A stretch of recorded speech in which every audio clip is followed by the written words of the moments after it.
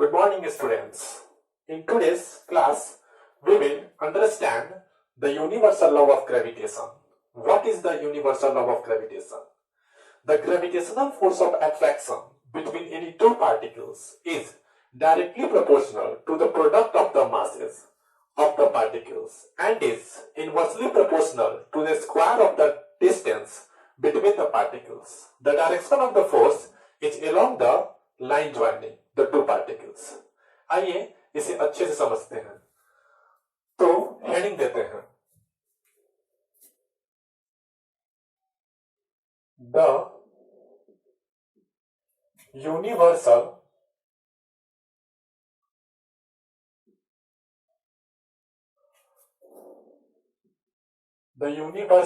Law of gravitation.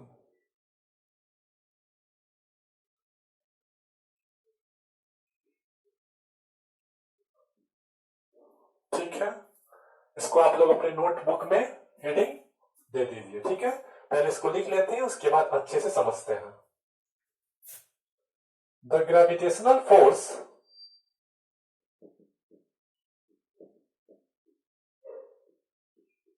Of attraction between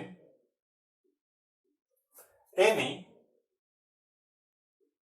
two particles is directly proportional to the product of the masses of the particles. ठीक है, and is inversely proportional to the square of the distance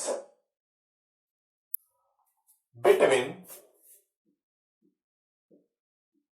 the particles.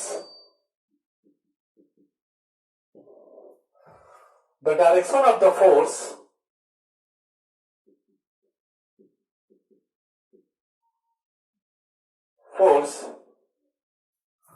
is along the line joining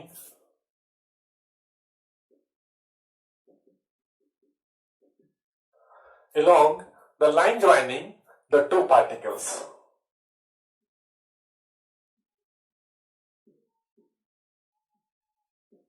ठीक है, पिछले class में हम लोगों ने F equal to G into M one into M two by R square पे बात की थी और कहा था कि भाई नेक्स्ट क्लास में इसका हम डेरिवेशन करेंगे कि ये कहां से आया।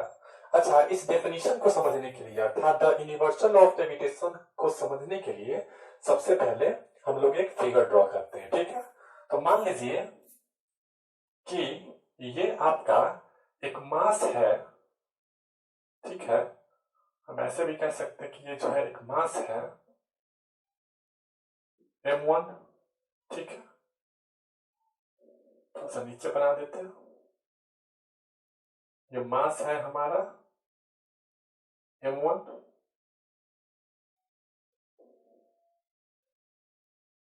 ठीक है, और एक दूसरा मास है m2, है ना। तो m1 m2 को जिस मैग्नीट्यूड के फोर्स के साथ खींचेगा, ठीक है, मान ले वो फोर्स का मैग्नीट्यूड f है, तो m2 भी m1 को उसी मैग्नीट्यूड के फोर्स के साथ खींचेगा। हम तो पिछले क्लास में देख चुके हैं।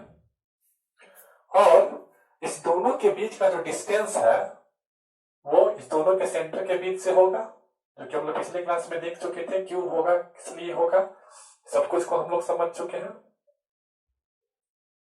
ठीक है, और ये जो है डिस्टेंस हमारा क्या हो गया, r, है ना। अब देखिए, अब यहां पे क्या कहता है कि द ग्रेविटेशनल फोर्स अच्छा, इसमें एक चीज और लिख लेंगे, लिखेंगे let us suppose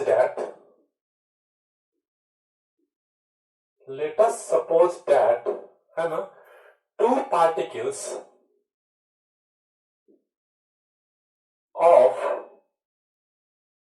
masses m1 and m2 respectively, ठीक है,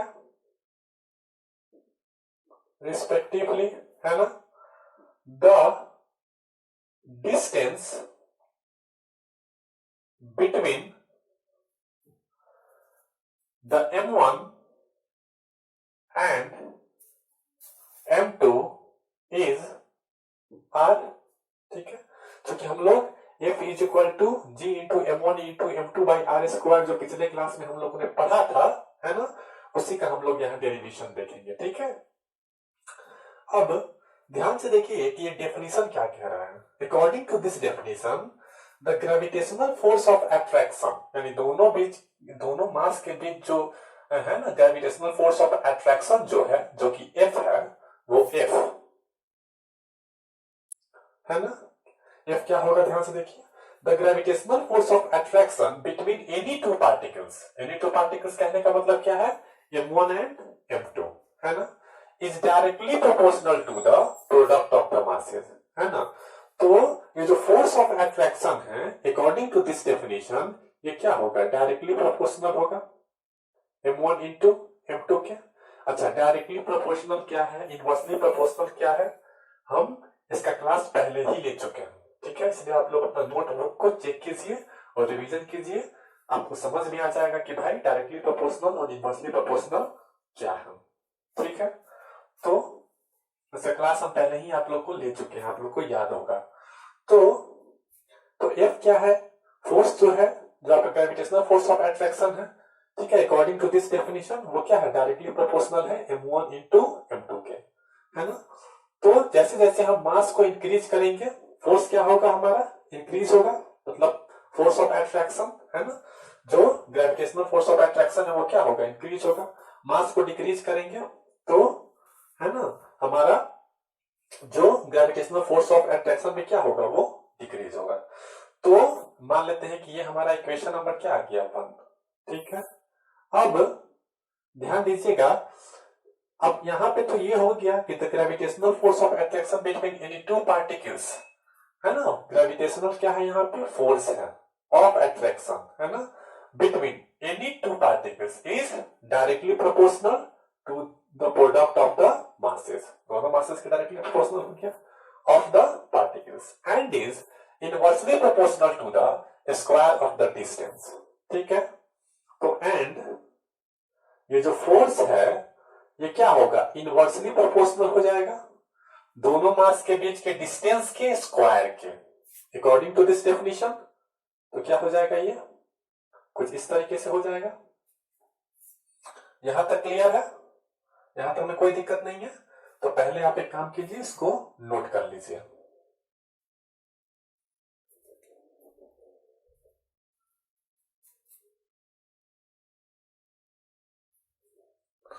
अब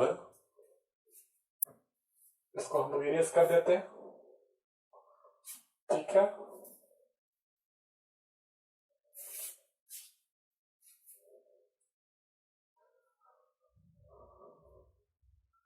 अब दोनों इक्वेशन से हम लोग क्या लिख सकते हैं, तो यहां लिखेंगे फ्रॉम इक्वेशन 1 एंड 2, ठीक है, फ्रॉम इक्वेशन 1 एंड 2। तो ये जो है फोर्स, ठीक है, क्या हो जाएगा, proportional to m1 into m2 upon are square, ठीक है। यहां तक क्लियर है। अब हम जानते हैं कि जब भी हम लोग प्रोपोर्शनल साइन को हटाते हैं तो उसके जगह पे एक कांस्टेंट को अटैच करते हैं। तो क्या हो जाएगा, यहाँ पे जब प्रोपोर्शनलिटी साइन को हटाएंगे तो यहाँ पे एक कांस्टेंट अटैच होगा जिसको हम लोग कैपिटल जी के नाम से जानते हैं, जिसको हम लोग ग्रेविटेशनल कांस्टेंट भी कहते हैं। तो क्या हो जाएगा, G into m1 into m2 upon are square, है ना। यहां पे हम इसको देयरफॉर लगा देते हैं। तो ये एक काम करते हैं, थोड़ा सा इसको नीचे लिख देते हैं। f इज इक्वल टू, जब प्रोपोर्शनलिटी साइन को हम हटाएंगे तो यहाँ पे एक कांस्टेंट अटैच करेंगे जो कि कैपिटल जी है, जिसको हम लोग ग्रेविटेशनल कांस्टेंट के नाम से जानते हैं। ठीक है, g into m1 into m2 upon are square, that is the equation number 3। ठीक है, यहां पे ये हो गया आपका देयरफॉर। इस इक्वेशन नंबर 3 को हम लोग बाहर लिख देते हैं। ठीक है, अब इसमें एक चीज और जोड़ लेंगे, और वो क्या है, वेयर जी, कैपिटल जी जो है इसको बोलेंगे हम कांस्टेंट। क्या बोलेंगे, कांस्टेंट। अच्छा, इसी को हम लोग ग्रेविटेशनल कांस्टेंट भी कहते हैं। ग्रेविटेशनल कांस्टेंट भी कहते हैं। अच्छा, इसी को हम लोग यूनिवर्सल, है ना, यूनिवर्सल कांस्टेंट ऑफ ग्रेविटेशन भी कहेंगे। ठीक है, इसी को हम लोग यूनिवर्सल कांस्टेंट ऑफ ग्रेविटेशन भी कहेंगे। आप लोग इसको जो है नोट कर लीजिए अपने नोट। ठीक है, तो आप लोग नोट कर लिए। अब इसमें ध्यान दीजिएगा, इसको इरेज करते हैं। अब इसमें एक चीज और लिख लेंगे, वो क्या है, ध्यान दीजिएगा।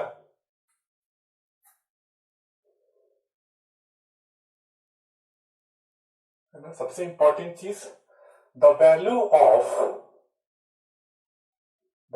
Of gravitational constant, gravitational constant, इसको हम डिनोट करते हैं कैपिटल जी से। ठीक है, तो therefore capital G is equal to 6.67 into 10 to the power -11 newton metre square, है ना, एंड पर केजी स्क्वायर। ठीक है, या फिर इसी को आप ऐसे भी लिख सकते हैं, ध्यान दीजिएगा। 6.67 इंटू 10 टू द पावर -11, ये जो है एडिटिव रहेगा, और ये न्यूटन मीटर स्क्वायर, है ना, और ये क्या हो जाएगा, केजी, ऊपर जाएगा तो पावर -2। आप चाहे तो इसको ऐसे भी लिख सकते हैं। यहां तक क्लियर है। अब देखिए, सवाल ये उठता है कि भाई ये कैपिटल जी का वैल्यू, ये 6.67 into 10 to the power -11 newton metre square per kg square आया कैसे, सवाल यहां पे ये उठता है। तो देखिए आपको, ठीक है, आप सबसे जो साइंटिस्ट पूरे फिजिक्स में, है ना, जिनको हर कोई जानता है ना, जिनको हम लोग कहते हैं सर आइजैक न्यूटन। ठीक है, न्यूटन सर को भाई कौन नहीं जानता है। ठीक है, तो F is equal to G into M1 into M2 by R, F is equal to G into M1 into M2 by R square. ये जो फॉर्मूला है ना, तो दो मास के बीच जो force of gravitational force of attraction का जो फॉर्मूला है, ये देने वाले साइंटिस्ट कौन थे, न्यूटन थे। ठीक है, तो जब न्यूटन जब दे दिए इस फॉर्मूला को, ठीक है, तो उनको भी पता नहीं था कि भाई ये कैपिटल जी का वैल्यू क्या है। ठीक है, और वो हमेशा ये सोचते रहे कि शायद कैपिटल जी का वैल्यू जो है ये कभी खोजा नहीं जा सकता है, ऐसे ही रहेगा बस, कोई उपाय नहीं है। बहुत दिमाग लगाया, लेकिन ये कैपिटल जी का वैल्यू जो है वो नहीं मिल पाया। ठीक है, तो ध्यान दीजिए, हम लोग एक चीज जानते हैं कि ये जो हमारे साइंटिस्ट है सर आइजैक, ठीक है, सर आइजैक न्यूटन।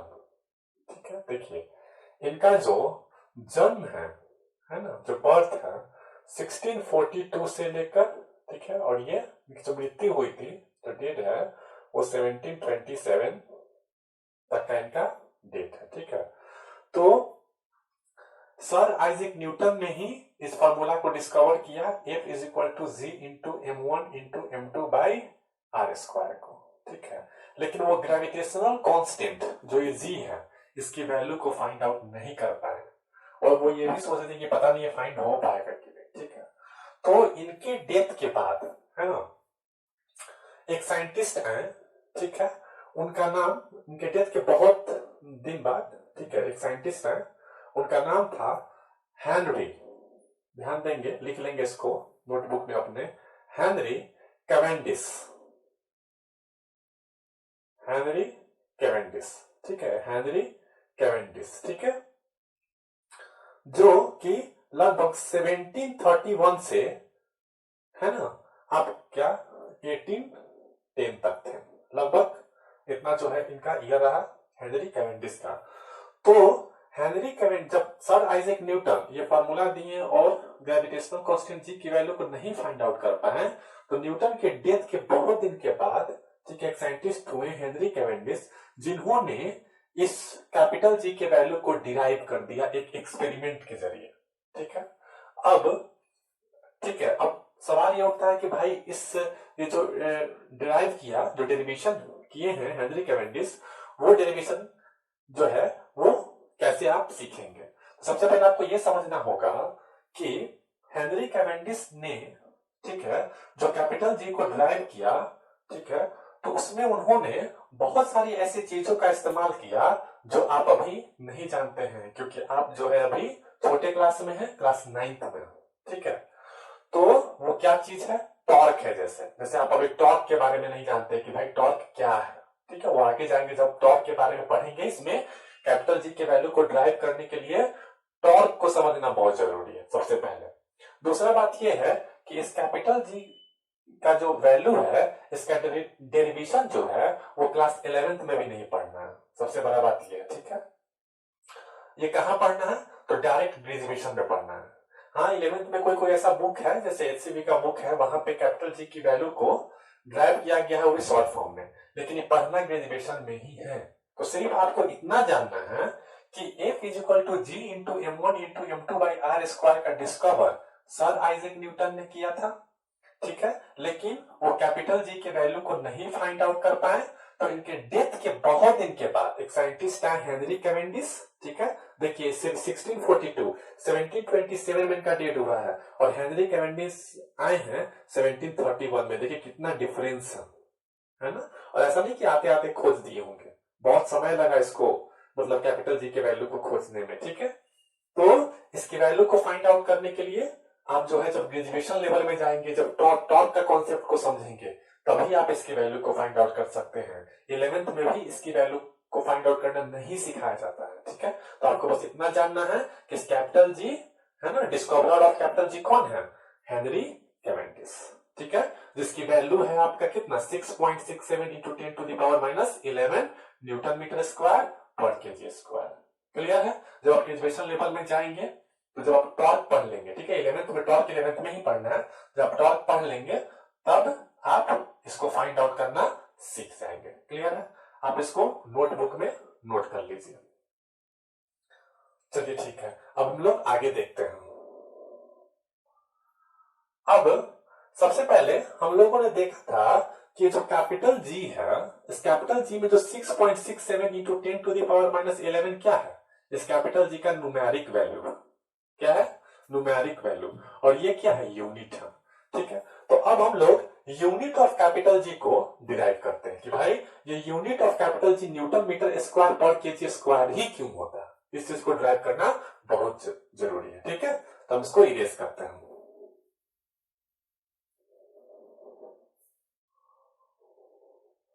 अब देखिएगा, ठीक है, हम यहां लिखते हैं यूनिट ऑफ कैपिटल जी। ठीक है, अब हम लोग जानते हैं, है ना, कि वी नो दैट, अभी हम लोगों ने दो मास के बीच जो फोर्स ऑफ अट्रैक्शन है, जो ग्रेविटेशनल फोर्स ऑफ अट्रैक्शन है, उसके फार्मूला को ड्राइव किया तो हमने पाया कि since F is equal to होगा, है ना, G इंटू, है ना, G into M1 into M2 upon R square. यहां तक कोई दिक्कत है? ठीक है। अब आप इसको इतना लिख सकते हैं, ध्यान से देखिए, G, है ना, इंटू M1 इंटू M2, मान ली इसको हम ब्रैकेट में कर दें, अपॉन R स्क्वायर। इसको इतना भी लिखा जा सकता है, कोई दिक्कत नहीं है। अब चूंकि हमको G का यूनिट फाइंड आउट करना है, तो ये जो आपका R स्क्वायर है ना, जो आपका राइट हैंड साइड में क्या है, डिवाइड में है। जब इसको लेफ्ट हैंड साइड में लेके आएंगे तो क्या हो जाएगा, आपका मल्टीप्लाई हो जाएगा, FR स्क्वायर हो जाएगा, है ना। ये आपका right hand side, left hand side is equal to G into M1 into क्या हो जाएगा, M2। यहां तक कोई दिक्कत है नहीं। अब ये ध्यान दें, एक कैपिटल G जो है ये इज इक्वल टू कितना हो जाएगा, है ना, कैपिटल G, ये हो जाएगा आपका क्या, FR स्क्वायर अपॉन, ठीक है, ये M1 into M2 capital G के साथ क्या है, मल्टीप्लाई है। तो कि राइट हैंड साइड में, लेफ्ट हैंड साइड में आएगा तो क्या हो जाएगा आपका, यहां पे हो जाएगा M1 इंटू M2। क्लियर? ये आप समझ चुके हैं, इसको पहले नोट कर लीजिए, यहां तक समझ गए। चलिए ठीक है। अब ध्यान से देखिए, अब जब इसको हम सॉल्व करेंगे, ये हमारा ये चीज आ गया, ध्यान दें। अब जब इसको हम सॉल्व करेंगे तो हमारा क्या मिलेगा, ध्यान दीजिए, कैपिटल G। अब देखिए, फोर्स का जो यूनिट होता है, अर्थात ऐसा यूनिट जो होता है वो क्या है, न्यूटन, है ना। और कभी भी लेंथ के लिए हम लोग क्या यूज करते हैं यूनिट में, मीटर। तो क्या हो जाएगा, फोर्स के लिए न्यूटन, FR स्क्वायर, तो R की तरफ क्या लिखेंगे, मीटर, चूंकि R का स्क्वायर है तो यहाँ पे मीटर का स्क्वायर हो जाएगा, अपॉन मास के लिए हम लोग यूनिट क्या यूज करते हैं, जो उसका ऐसा यूनिट होता है किलोग्राम, तो यहाँ पे क्या हो जाएगा, केजी, M1 इंटू M2, तो केजी इंटू केजी। यहां तक क्लियर है? अब हम इसको लिख सकते हैं, capital G is equal to newton metre square by kg square, या फिर newton metre square per kg square, है ना। अब इसी को हम चाहें तो ऐसे भी लिख सकते हैं, कैपिटल G, देयरफॉर क्या हो जाएगा, G इज इक्वल टू क्या हो जाएगा, Newton metre square per kg square, ऐसे भी लिख सकते हैं, या फिर आप इसको ऐसे भी कर सकते हैं, केजी पावर -2। तो ये क्या हो गया, आपके ग्रेविटेशनल कांस्टेंट G का यूनिट हो गया। ठीक है, यहां तक क्लियर है? ठीक है, इसको आप नोटबुक में नोट कर लीजिए।